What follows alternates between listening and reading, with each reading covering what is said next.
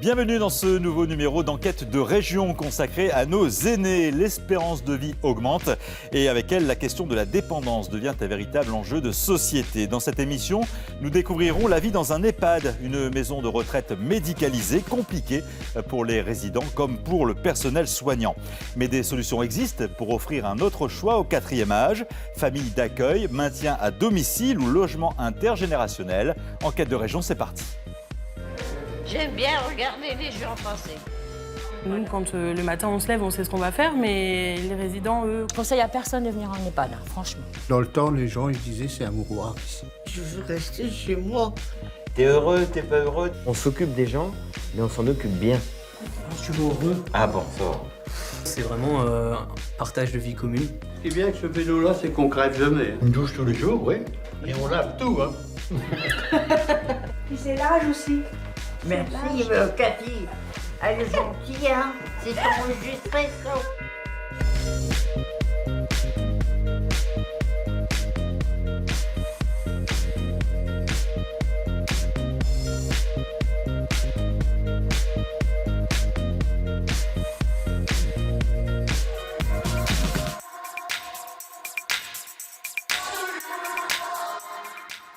Et pour aller plus loin, nos deux invités, Séverine Labouet, directrice du groupe hospitalier de l'Osso-Bourdin, en première ligne dans le mouvement de contestation des EHPAD contre le manque de moyens.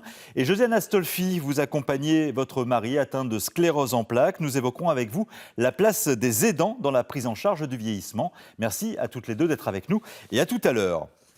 On commence par une alternative à la maison de retraite peu connue, mais qui fonctionne, la famille d'accueil. La famille de Gérald accueille 3 personnes âgées. Une manière pour elles, vous allez le voir, de se sentir comme à la maison. Reportage signé Naoufel El-Kawafi et Serge Rosensroche.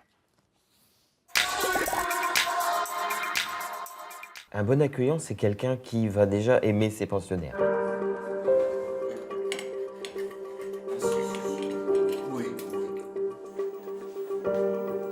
C'est chez moi, ici. On va donner à manger au chat. Je suis là tous les jours, du 1er janvier au 31 décembre. Mais en même temps, t'es mon patron, hein. Ah ben oui, c'est moi qui l'emploie.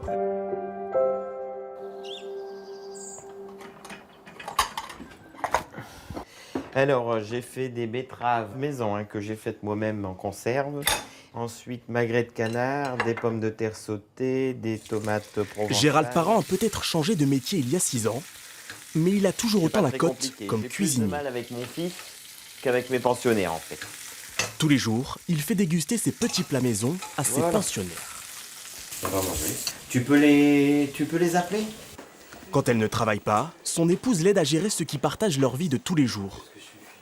Guy, 79 ans, 5 mois qu'il est arrivé dans cette famille, aujourd'hui il se sent comme à la maison, ou presque.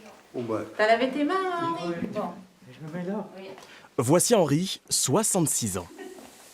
Alors, ils sont installés? Le premier est habité chez Gérald avec une autre octogénaire. Elle préfère rester en retrait pendant notre tournage. C'est en 2012 que Gérald a reçu l'agrément par le conseil départemental pour accueillir des personnes âgées dans son logement. Un peu comme une nounou pour les enfants. Comment tu te sens ici? T'es heureux, t'es pas heureux, t'es malheureux, t'es... Non, je suis heureux. Ah bon, ça va. Ouf! Non, mais il veut pas repartir. Hein. Depuis son enfance, Henri souffre d'un retard mental. Sa vie, il l'a passée dans un institut pour personnes handicapées. Mais pour la retraite, la tutelle a dû trouver un autre établissement. La maison de retraite qu'on a fait visiter, c'était tous des gens qui avaient beaucoup d'argent. Et ils lui ont fait comprendre qu'ils ne prenaient pas les gens avec l'aide sociale. Donc c'est un petit peu de la discrimination. Hein. Donc du coup, alors lui, ça lui a pas plu, donc ça tombe bien. Quand il est venu visiter ici, il a dit « Oh moi je reste, je suis bien. » J'aurais préféré que tu boives de l'eau avec tes médicaments. Il a dit il faut être naturel, il ne faut pas changer ses habitudes. Ouais, mais les médicaments avec le vin rouge, c'est pas terriblement bon, quoi. Tu vois. Il y a un manque en maison de retraite. Hein. Alors que là, on s'occupe que de 3 personnes. Et quand on s'occupe de 3 personnes, on s'occupe pas de 45 ou plus, Oui. ou un peu moins, mais voilà. Une douche tous les jours, oui. Quoi? Hein? C'est vrai? Voilà, tandis Tous que les gens jours. de retraite, ils n'ont pas le temps de prendre une douche tous les Et jours. on lave tout, hein?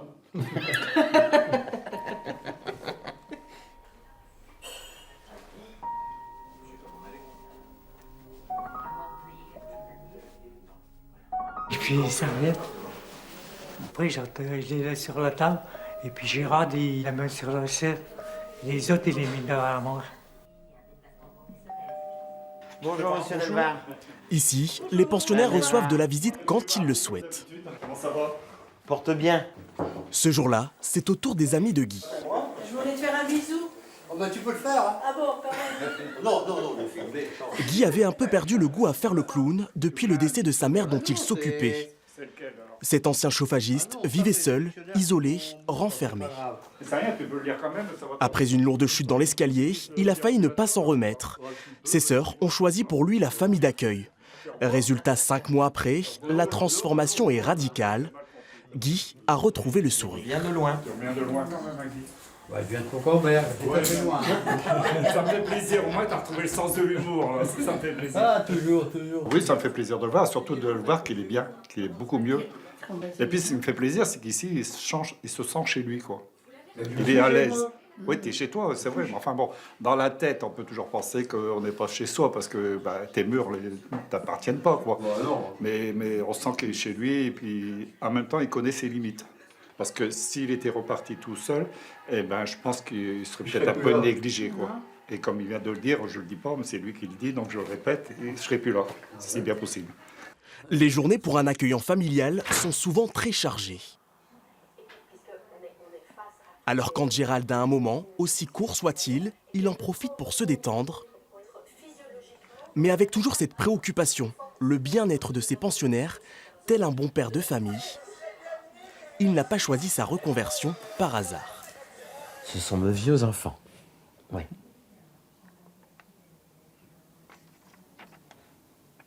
Pourquoi?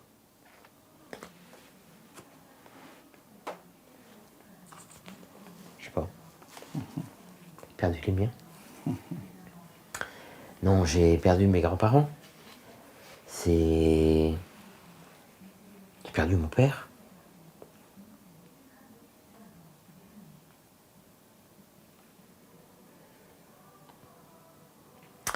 Mon père m'a pas posé de problème non plus, ça s'est passé en 3 jours. Donc j'ai pas eu cette occasion de, à part ces 3 jours-là, de m'occuper de lui. Est-ce que tu me refais un bisou? Ah oui. Allez, Prochaine fois, c'est plus cher. porte-toi bien. Allez, au revoir. Oui.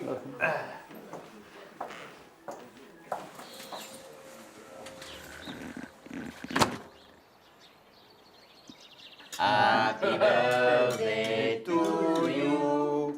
Happy birthday. Ce soir-là, Gérald fête son 44e anniversaire. Oh, j'ai vu c'était du plastique. C'est très familial, c'est très convivial et puis ça resserre les liens entre nos pensionnaires, nos voisins avec qui on s'entend très bien.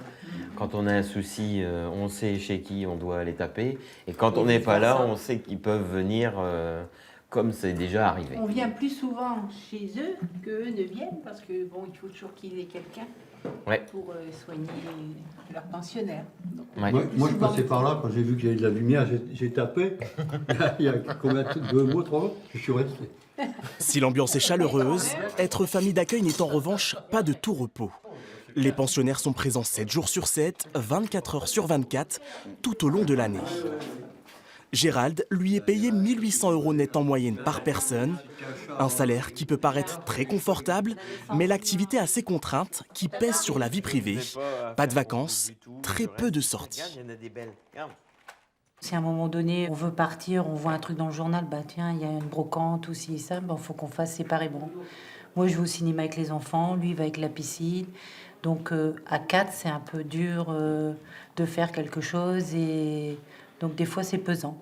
Parce que c'est vrai qu'à chaque fois qu'on est invité quelque part, on dit à nos amis, bah, prévenez, on prévoit des dates au moins 3 semaines à l'avance pour savoir s'il y a une remplaçante. C'est pareil, les remplaçants, c'est pas facile à trouver parce que le conseil général ne nous aide pas non plus à trouver des remplaçants. On doit chercher nous-mêmes.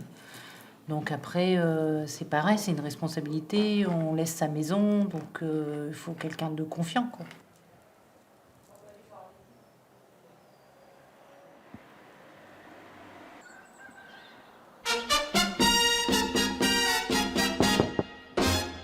Bonjour, tonton Guy.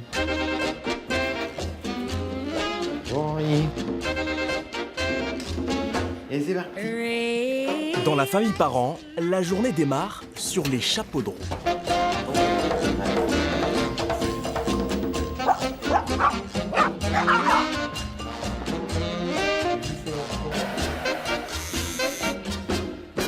Voilà. Après son dorlotage et son sport quotidien, Ce qui est bien avec ce vélo-là, c'est qu'on crève jamais. Hein. 2 fois par semaine, Guy enchaîne avec une séance de rééducation musculaire en présence de sa kiné. Vous allez en ce moment? Oh, ça va bien. Pendant ce temps-là, devant la maison, Je me le prends comme ça. Mais c'est Gérard qui dit le marché. ça fait du bien. Ouais. Tous les mois, rendez-vous chez la pédicure.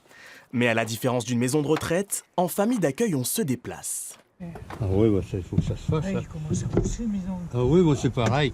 Et on y a été ensemble la fois dernière.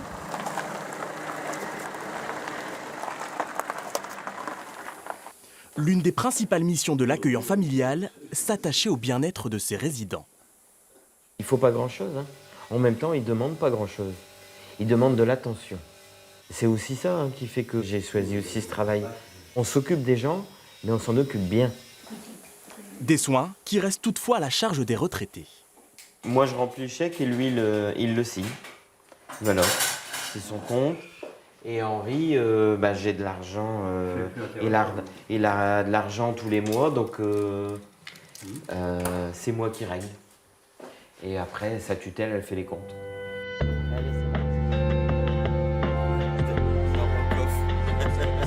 Si Gérald est très investi dans son métier, il n'oublie pas pour autant son rôle de père. C'est d'ailleurs pour cela qu'il a quitté son ancien poste de cuisinier sur un ferry pour être plus présent auprès des 2 enfants.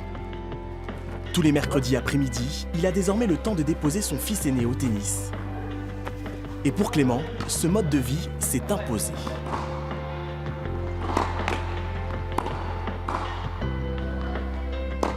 J'apprends à grandir avec ma famille, plus avec eux, et c'est un avis, t'apprends d'autres choses que peut-être les parents n'ont pas vécu, mais eux ont vécu. Par exemple, avec Guy, par exemple, il parle beaucoup, il t'explique beaucoup de choses, donc ça permet d'apprendre d'autres choses. Tu les considères comment ? Comme ils sont là depuis assez longtemps, c'est un peu comme ils vivent chez nous, ils passent des moments avec nous, c'est un peu comme notre famille en fait. Pareil, à Noël par exemple, ils vont passer de temps en temps les réveillons avec nous, donc c'est comme s'ils faisaient partie de la famille. Dans les Hauts-de-France, 2000 familles comme celle de Gérald accueillent nos aînés. Bon, c'est pas désagréable de venir.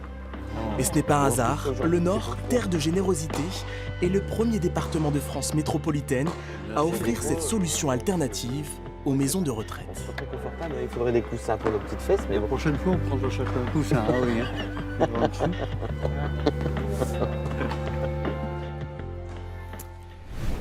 Voilà pour l'accueil en famille, un modèle idéal, mais dans de nombreux cas, c'est en EHPAD, en maison de retraite médicalisée, que nos aînés entament la dernière partie de leur existence. Santé fragile, prise en charge coûteuse, personnel sous pression. Comment garder le goût de la vie dans ces conditions ? Reportage signé Sophie Crimon, Marie Benoît et Gérard Payen.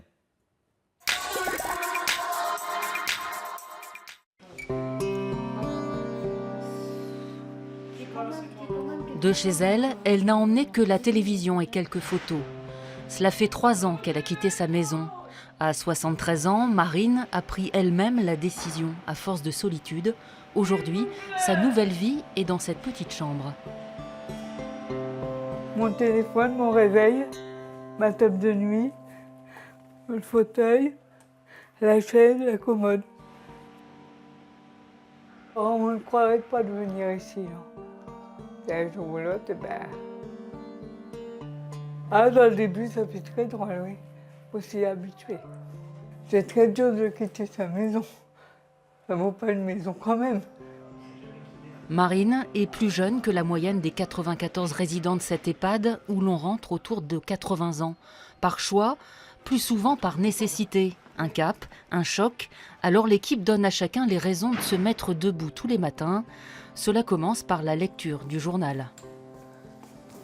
Lucienne, vous voulez vous installer à côté de Marine? Bonjour tout le monde, bonjour toi. Ça va? Merci bien. Alors, Beaucamp-le-Vieux, ils font un appel pour un coup de pouce. Le Secours catholique lance un appel pour aider une famille du secteur. Claude François, il chantait pas tout seul.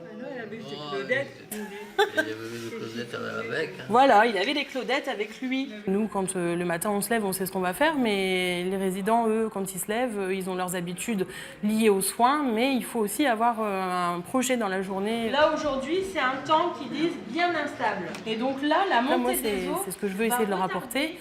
Effectivement, il y a des résidents qui sont complètement en refus, qui préfèrent avoir un peu de sérénité, d'être tranquille. À la vôtre!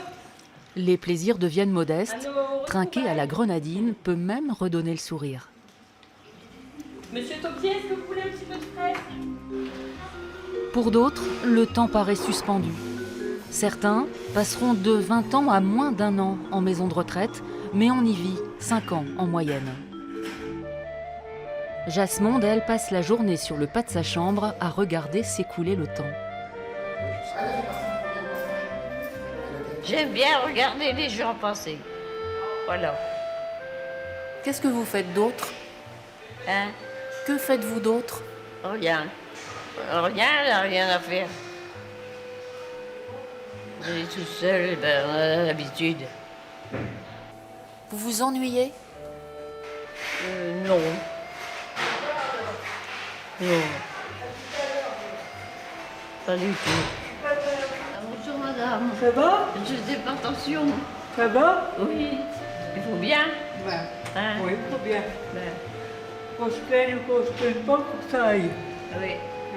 Ils ne peuvent pas tous participer pour des raisons toutes simples. Soit on a des personnes qui sont malvoyantes, d'autres personnes qui ont des troubles de mémoire, des gens qui ne veulent pas s'intégrer, tout bêtement, et des gens qui préfèrent l'isolement, être seuls. On essaye tous les jours, par contre, de venir vers eux, de pouvoir les faire participer à quelque chose, même si ça dure un petit temps. Je sais que vous êtes là, Oui. mais après, c'est bon, pas trop. Oui. Hein? Oui. J'aime bien être seule. Voilà. Voilà. Bon, ben, je vais vous laisser alors. Oui, ben oui, hein. Oui. Non. Frédéric aimerait réconforter plus longtemps, mais c'est l'heure de la distribution des médicaments et il est seul pour 94 résidents à sa prise de service à 7 heures. C'est très speed, tout seul. On file à chaque fois, on se dépêche, on court avec le chariot qui est assez lourd. J'arrive, madame, j'arrive. Bonjour, madame, ça va bien? Ça va bien? Arrêtez-le. Ça va? Soutenu, toujours. Ouais. Toujours. Ben, la preuve, regardez, je transpire. c'est toujours assez soutenu, quoi. Là, il y a déjà une dame qui crie dans le couloir. Voilà, donc je vais aller la voir parce que...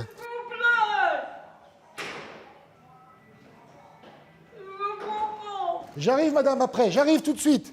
Il faut vous dire que bon, à chaque fois, c'est quoi? C'est 2-3 minutes, comme avec les dames. Voilà, on a le temps de discuter, vite fait, pendant que je prépare les médicaments, les produits, tout ça, quoi. Sinon, c'est 3-4 minutes, même pas. C'est très court. Bonjour ma Noxune. Pendant ce temps, Francine fait les toilettes, mais avec un chronomètre dans la tête, seule pour 31. Je trouve que les conditions de travail n'ont jamais été aussi catastrophiques. Plus ça va, plus on nous en demande. On vient de nous retirer 2 aides-soignantes de jour. Et il faut toujours que le travail soit fait, quand même. Hein. Ce sont des résidents qui payent quand même 2 000 € par mois. On a de moins en moins de temps à passer auprès d'eux. Là, je viens de faire une toilette en mode dégradé. C'est, mettons, on ne va pas raser quelqu'un, ou on ne lave pas les pieds, ou... C'est pitoyable. Enfin, je conseille à personne de venir en EHPAD, hein, franchement. Mais Muriel n'a pas le choix. Le secteur public, c'est ce qu'il y a de moins cher. 1 800 € par mois qu'elle paie avec la retraite de sa mère, les aides complémentaires et ses économies. Mais au bout de 5 ans, les économies, il n'y en a plus. Là, la maison est en vente pour permettre de peut-être continuer à financer. Et après, c'est les enfants qui financent une partie. Puis en plus, on va demander 60 € par mois. Ouais. Alors, je trouve ça un peu excessif quand même. Rien que pour le linge personnel, je trouve que ça fait un peu beaucoup quand même. Comme une récréation qui ponctue la journée, le repas est très attendu. Beaucoup n'arrivent plus à manger seuls. Ce moment doit cependant rester un plaisir, un des rares. Très bien. Ça va aller? Voilà, très bien. Madame Solène. On n'en fournit pas, on présente la nourriture, on les aide vraiment à avoir un sens de l'appétit qui reste. Il faut vraiment prendre le temps et puis amener la nourriture tranquillement et avoir des petits jeux. Il y a des choses toutes bêtes, hein. Il y a des gens, ne serait-ce que légèrement masser la glotte, va amener à ouvrir la bouche et à pouvoir prendre la nourriture.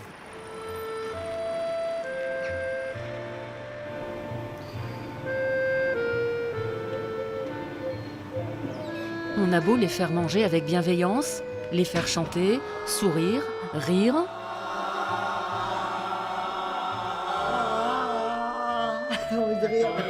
Difficile tout de même d'être déraciné de sa vie d'avant dans ce qu'on peut appeler le dernier domicile connu. Pour certains, ils se mettent tout de suite dans la tête que cette nouvelle vie sera la dernière. C'est déjà arrivé d'avoir des demandes particulières de gens qui souhaitaient partir et qui nous disent voilà, on a parté en nous tenant la main, voilà, aidez-moi à partir, ou j'en ai marre, je suis fatigué. Ça fait peur à tout le monde. Je pense qu'au fond de soi-même, ça fait peur, ouais, tout à fait. Peut-être peur de l'image du fauteuil roulant, du pépé gâteux, etc., qui ont donné à manger, tout ça. C'est une image qui fait peur. Donc c'est à nous de dire aux résidents qu'il y a encore des bonnes choses à vivre. Oui. Ici, oui, c'est la dernière maison. C'est certainement là que je finirai ou à l'hôpital. Et ça, qu'est-ce que ça vous fait? Par moments, ça me serre le cœur, puis des fois, j'y pense plus. Il faut bien vivre. Hein? Si vous pensez toujours aux misères, vous ne vivez plus non plus. Hein?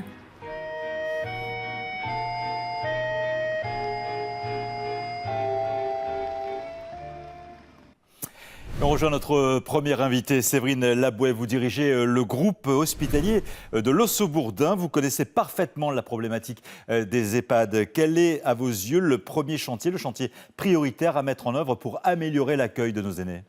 Le premier des chantiers, c'est évidemment de donner les moyens à toutes les structures, quelles qu'elles soient, publiques, privées, leur donner les moyens pour fonctionner correctement, c'est-à-dire avoir des effectifs en nombre et pouvoir du coup proposer plus d'accompagnement à nos aînés. Et quels moyens? Parce que vous dites que la marge financière est extrêmement réduite finalement. La marge financière est effectivement très réduite. C'est déjà nous donner les moyens de base et aussi nous aider à réfléchir à proposer d'autres modes d'accompagnement alternatifs, car il est clair que financièrement, la société ne pourra pas porter l'ensemble des besoins de nos aînés, qu'ils soient en structure ou ailleurs. À quels autres modes pensez-vous justement? On va en voir quelques exemples à travers cette émission, mais avez-vous des idées précises? Alors, on peut, au niveau des EHPAD, développer d'autres idées, puisque à l'heure actuelle, on propose déjà pour beaucoup d'entre nous ce qu'on appelle l'accueil de jour ou l'hébergement temporaire, mais on peut aussi réfléchir à l'hébergement de nuit, à aider les aidants via des formations, à aussi mettre en place le même système qu'au Canada, qui est le système du baluchonnage, c'est-à-dire que l'EHPAD sort de ses murs, vous avez en fait un agent aide-soignant qui vient à domicile et qui accompagne votre proche, puis le relais est pris par un autre, tout cela sur la base des 3-8 en fait. Alors on va reparler des aidants justement dans un instant précisément, mais on vient de le voir, entre 2 000 et 2 500 € par mois, c'est la fourchette moyenne du coût de la prise en charge en EHPAD. Alors cela finance les soins, la dépendance et l'hébergement, et justement c'est le poste de la dépendance qui augmente en flèche. Alors pour rectifier, les 2 000 à 2 500 € ne financent en réalité que l'hébergement.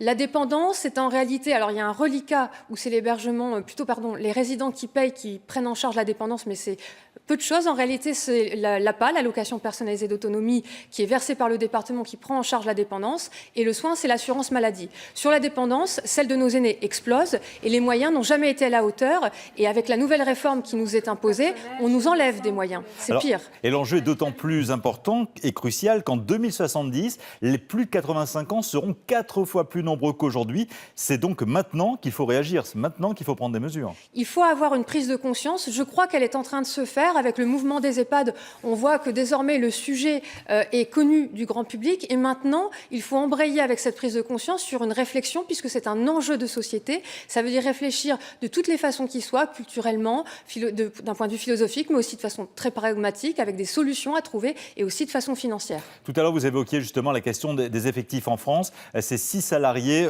pour 10 patients dans les pays scandinaves. C'est un agent de santé pour un patient. C'était un objectif abandonné en 2006 par Chirac, en 2012 par Sarkozy. C'est un objectif inatteignable en France ? Alors c'est un objectif inatteignable, d'autant plus que les chiffres que vous annoncez, en réalité, comprennent l'ensemble des personnels. C'est-à-dire que le 0,6 temps agent pour un résident, en réalité, compte aussi dans son mode de calcul le temps agent administratif qui n'est pas au chevet des patients, par exemple. En réalité, on est plus sur un ratio de 0,4 pour un résident. Quant aux pays scandinaves, c'est la même chose. Ce n'est pas du 1 pour 1, c'est un peu moins si on compte que les agents soignants. Et l'objectif du 1 pour 1 est complètement inatteignable. C'est plusieurs milliards d'euros.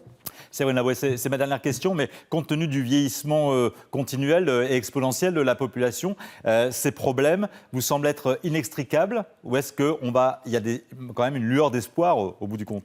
Il y a une lueur d'espoir parce que, en fait, comme je le disais, on peut réfléchir de différentes façons, on peut trouver des solutions alternatives. L'émission de ce jour présente bien différentes possibilités, l'accueil par des familles, l'accueil intergénérationnel. On peut encore penser à tout un tas d'autres choses. Déjà, développer la prévention, développer aussi le maintien à domicile en améliorant l'accompagnement, notamment grâce aux nouvelles technologies qui vont énormément apporter pour le maintien à domicile.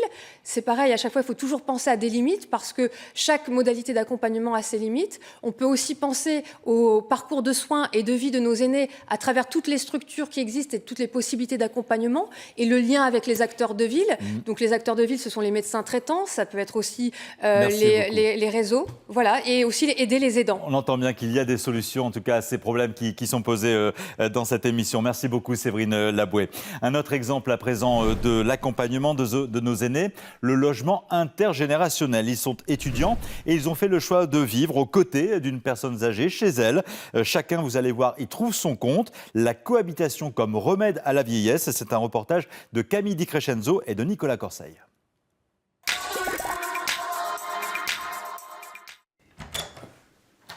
Il y a 6 mois, coucou, Jacques et Antoine ne se connaissaient pas. Alors, comment s'est passée ta matinée? Très bien. Et toi? Parfait. Jacques, 72 ans, est retraité. Antoine, 18 ans, est étudiant. Jacques? Oui? Tu veux faire une partie d'échecs? Ok. Allez. Pas de souci. Allez, vas-y. Entre les deux colocataires, C'est moi qui vais gagner. c'est une réelle complicité qui s'est créée. Pourtant, un monde les sépare. Jacques a quitté l'école à 14 ans. D'abord apprenti maçon, il a ensuite travaillé dans la grande distribution. Aujourd'hui, c'est avec plaisir qu'il apprend à jouer aux échecs avec un petit genou. Échec. Il râle jamais. Non, ça pourquoi râler? C'est l'avantage. C'est un bon perdant et il apprend vite, très vite. Ça me fait travailler le cerveau. Parce que j'ai peur, hein, comme tous les vieux, là, il y a Alzheimer et tout ça, ça me fait très peur, ça. Ça, c'est la maladie qui me fait le plus peur. Alors comme ça, ça me permet de, même si j'ai des grosses lacunes, de me retravailler. Mais là, je pense que j'ai gagné. Échec et maths.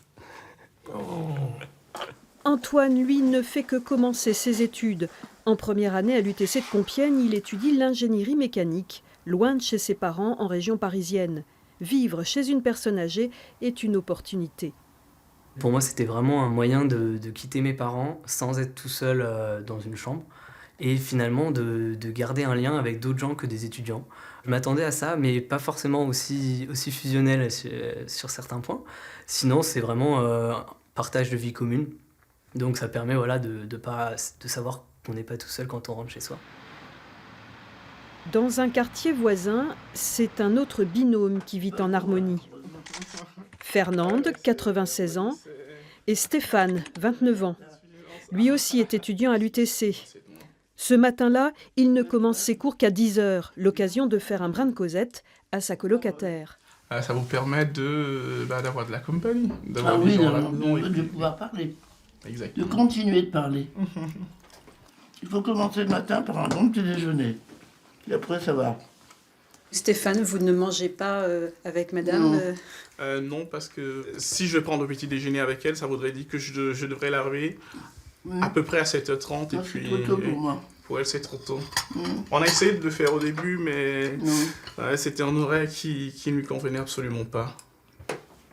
Alors, on a notre parcours étudié.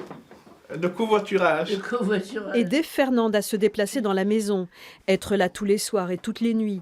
En échange de cette présence régulière, Stéphane n'a pas de loyer à payer. Il verse 80 € par mois à Fernande pour sa participation aux charges et une cotisation annuelle de 360 € à l'association qui les a réunis. Et c'est bien comme ça. Est-ce que vous êtes déjà occupé de personnes âgées? Oui, mes grands-parents. D'accord. Mais j'ai mon grand-père qui a Parkinson.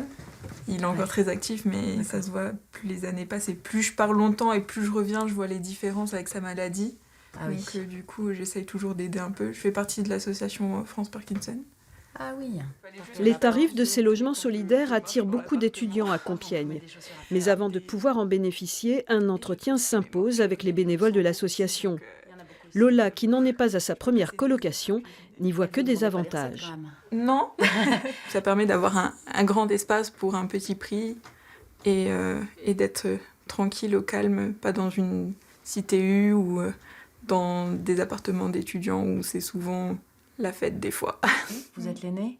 Les tarifs varient en fonction de la disponibilité de l'étudiant et des besoins du senior. Quelle que soit la formule choisie, le loyer n'excédera pas 250 €. Là, vous êtes dans la 2 plus ou moins, Oui. ce qui correspondra à la 2, c'est-à-dire que vous payez un loyer qui est une participation aux charges, c'est ça. et puis vous êtes là très fréquemment. Voilà. Les jeunes, il faut qu'ils soient motivés par autre chose que la question financière. Il faut qu'ils aient un réel désir de partager quelque chose avec une personne âgée. Il faut qu'il y ait un désir de bienveillance et de respect, bien sûr, mais envie de construire quelque chose à deux. On souhaite avoir un cœur à cœur. Retour chez Jacques. Antoine n'est pas encore rentré. Et si le retraité a de quoi s'occuper dans la journée, Il faut aérer la terre. il ne peut s'empêcher de guetter le retour du jeune étudiant. Et quand il arrive, alors, vous lui faites signe? Ah non, absolument pas, parce que je veux pas qu'il sache que je le guette. Pourquoi? Parce que j'ai peur de le mettre mal à l'aise. Est-ce qu'il vous manque dans la journée? Non, parce que dans la journée, j'ai trop d'occupations, je me trouve toujours quelque chose à faire. Après, je vais faire mes courses, après, je vais... Non, dans la journée, non. Mais en revanche, vous l'attendez. Ah oui. Là, là. Ah, puis il court. Ah oui, là, c'est lui, hein. Voilà, ça y est. Ça, c'est génial. Tu m'en offriras un pour Noël? Ce soir, c'est repas commun. Une fois n'est pas coutume, Antoine cuisine, sous l'œil bienveillant de son aîné. On pourrait presque faire des boulettes de viande. Oui, mais... Plus? Non, attends, tu permets que je te fasse voir? C'est un plat traditionnel suédois. On appelle ça des köttbullar. Ça veut dire des boulettes de viande. Allez, vas-y. Tu vas mettre un peu de crème fraîche. Ils font pleurer tes oignons, hein. Après, quand tu sauras cuisiner, tu seras bon à marier. Ah bah oui. Qu'est-ce qu'il vous apporte, Antoine? Je n'aurais pas donné des clichés, mais sa jeunesse, sa fraîcheur, c'est important. Hein. Et son attention, parce qu'il est quand même attentionné plus que les précédents. Voilà, un exemple bête, je fais tomber un verre d'eau, mais il se précipite pour le ramasser.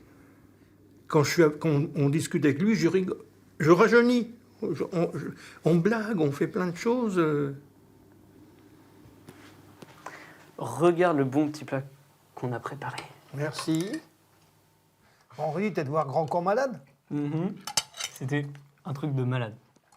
Non mais vraiment. Jacques, pour moi, c'est vraiment une figure paternelle, une figure de tendresse et de confort, de sécurité.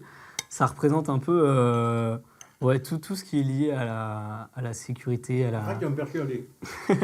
à la tendresse, voilà, il est très tendre, touchant. Non, c'est vrai. Je lui ai dit que je faisais confiance, qu'elle allait y arriver et tout. À la limite, maintenant, quand il s'en va, je m'ennuie. Quand il s'en va chez ses parents, je m'ennuie. Il est parti en stage 5 semaines, je m'ennuie. À tel point, c'est que je lui envoie des textos pour dire n'importe quoi. Hein. Pour dire, par exemple, j'ai changé la déco de la cuisine, j'ai fait n'importe quoi, je lui dis ce que je fais. Mais le jour où il aura fini ses études, Ça va être très dur. Je pense que ça va être très dur. Et je ne devrais pas m'attacher comme ça, je le sais. Que voulez-vous? Et on y va. Allez, par là. Ouais, ok. Nelly. chez Fernande, pas le temps de s'ennuyer. Coucou, Choupinette. Alors, Tu m'enlèves mes yeux, mais tu me les remettras. promis, juré. Parce que j'ai peur des grandes lumières, moi, tu comprends? Bah, c'est ça qu'on est une star, faut pas trop être ébloui en même temps. Une infirmière pour les soins, une auxiliaire de vie pour la toilette, sa fille pour les repas, c'est toute une équipe qui tourne autour de Fernande pour lui permettre de rester dans sa maison. Pendant ce temps, Stéphane peut se consacrer à ses études. On compte sur lui, surtout la nuit. Elle me sollicite très rarement. Et vous entendez ses appels? Ah oui, elle a une voix assez portante. Hein. Et la dernière fois qu'elle vous a appelé comme ça, c'était quand? Justement, pas plus tard que hier nuit, on va dire autour de 5 heures, elle m'a appelé tout seulement parce qu'elle ne trouvait pas l'interrupteur de sa lampe de chevet pour se rendre sur sa chaise percée. Ça ne m'a pris à tout casser que 5 minutes. Ça ne pose absolument pas de problème. Et ça soulage la famille. Surtout Nelly, qui a 72 ans, rend déjà visite à sa mère 2 fois par jour. Je comprends très bien, tu sais. Pour moi, c'est lourd aussi de me déranger la nuit. Hein. Parce que alors, si on me dérange la nuit, une fois ça est arrivé à 2h30 du matin, c'est fini, je ne redors plus. Donc je suis tranquille de ce point de vue-là. C'est une question de tranquillité, surtout. On est rassuré. Vous savez, d'avoir du monde autour de soi comme ça, je crois que c'est important. Vous vieillissez mieux. Parce que vous gardez le contact avec les gens. C'est bon pour garder l'envie de vivre, quoi. Voilà, et comme Fernande, actuellement, plus de la moitié des personnes âgées dépendantes vivent chez elles. Le maintien à domicile est un véritable enjeu économique, notamment. Et pour cela, les professionnels, mais aussi les associations, les proches se mobilisent à leur côté. Claire Chevalier et Sébastien Gurac ont partagé leur quotidien. Regardez.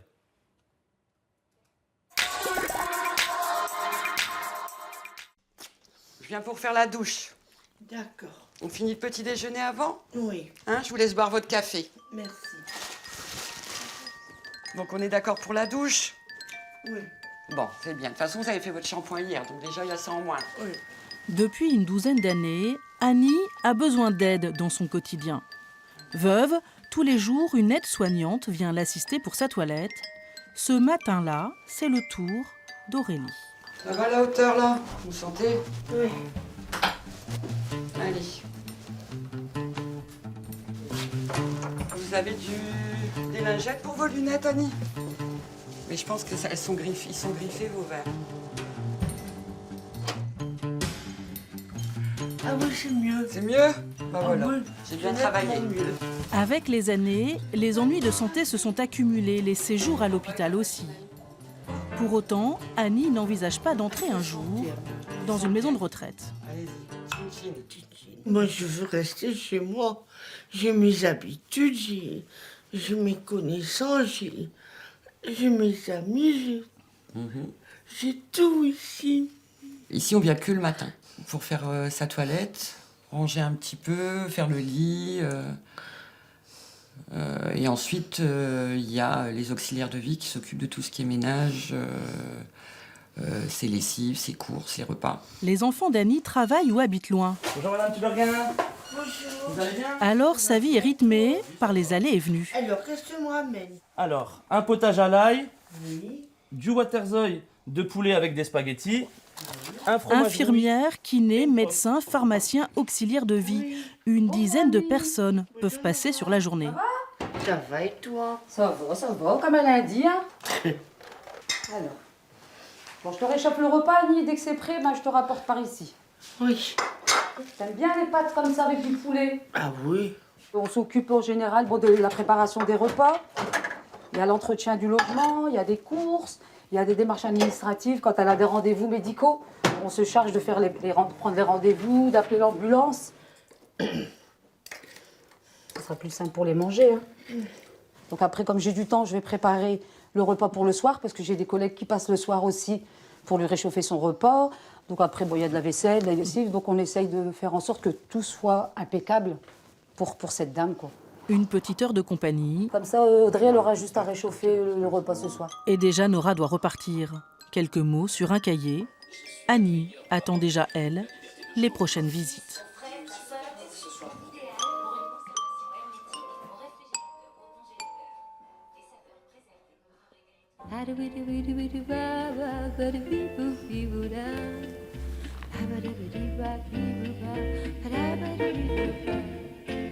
Tu veux un peu d'eau?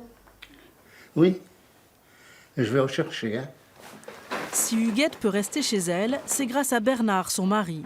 À 87 ans, elle souffre de la maladie d'Alzheimer et a perdu toute autonomie.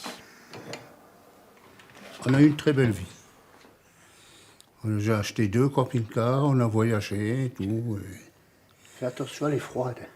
Et puis maintenant, j'avais mis de l'argent de côté avant de partir en retraite pour acheter un nouveau camping-car, pour recommencer. Mais ça fait du bien, hein.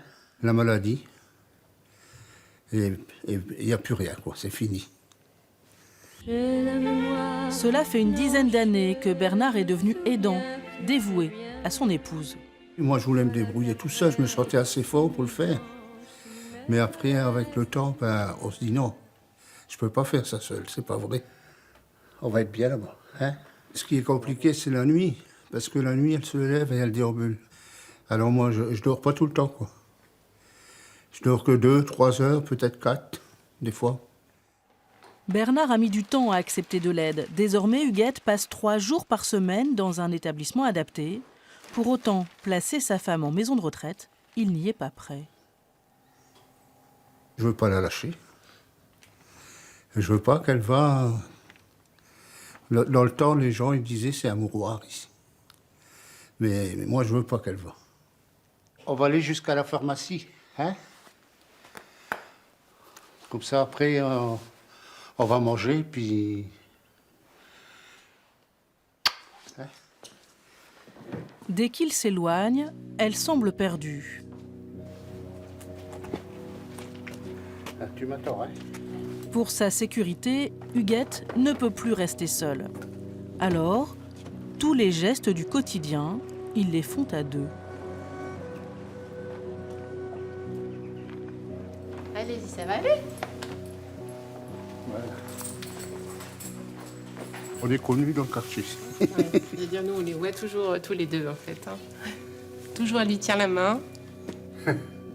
C'est émouvant de vous voir comme ça, toujours. Ah ouais.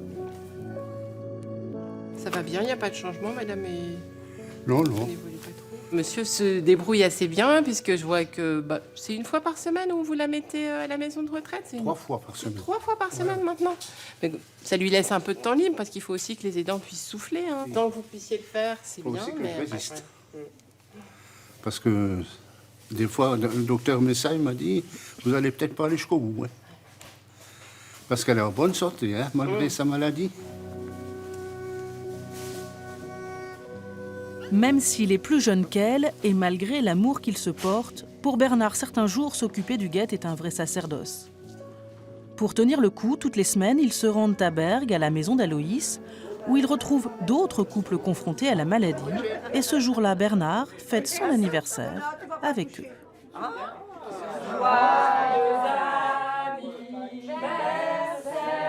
Ça m'aide beaucoup à tenir. Parce que déjà, tout seul, chez moi, j'aurais pas mangé de gâteau. Et en plus, elle va chercher très loin ses confitures. Si elle ne sort pas, la maladie, elle va s'aggraver de plus en plus.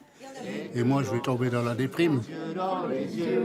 Oh, les joyeux, quand nos cœurs se confondent, pour elle au monde il n'y en a pas de